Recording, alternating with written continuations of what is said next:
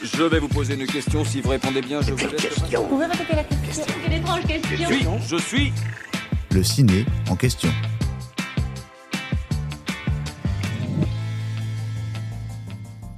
États-Unis, boxe, champion, lutte pour les droits civiques, Cassius Clay.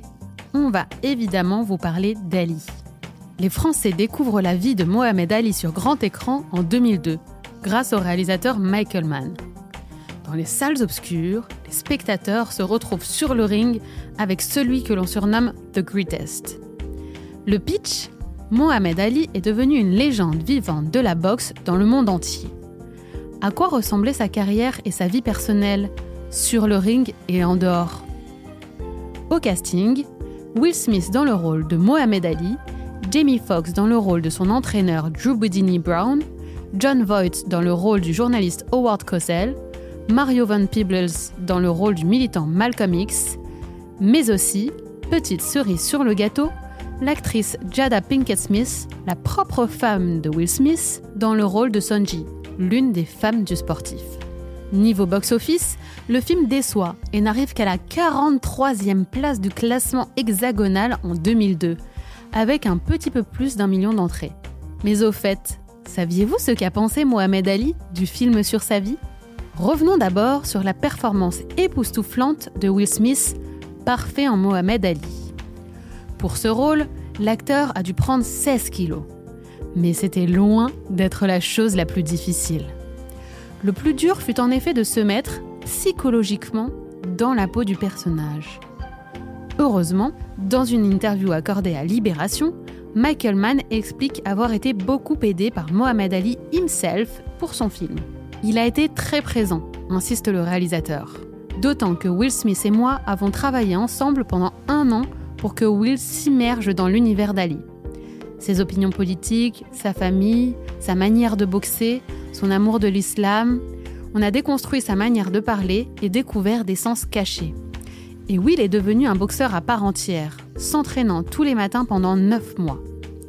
Nous avons fait venir l'entourage d'Ali, son entraîneur Angelo Dundee, Daryl Foster, Michael Olajic et d'autres. Et Ali était là, bien sûr. Tout cela pour que Will Smith devienne Ali. Will a vraiment pris en charge cette idée qu'on a un droit inaliénable à l'autodétermination. Et je l'ai trouvé très crédible.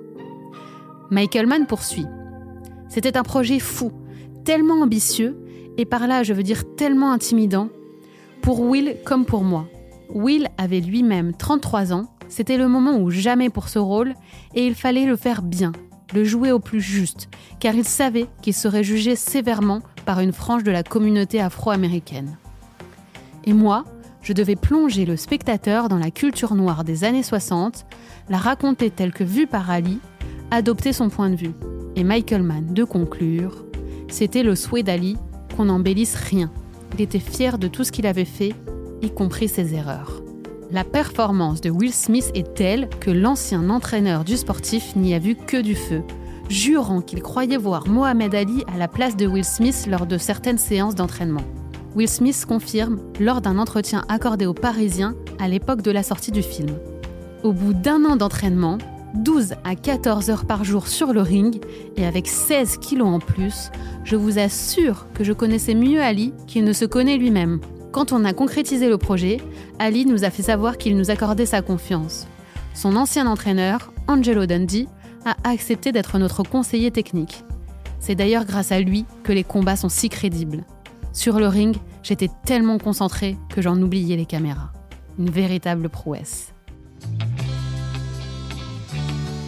J'espère que cet épisode vous a plu. Si c'est le cas, abonnez-vous sur votre plateforme d'écoute préférée pour retrouver de nouveaux épisodes chaque semaine. Et si vous en voulez plus, découvrez la télé en question et les séries en question sur les plateformes d'écoute et téléloisirs.fr. À bientôt.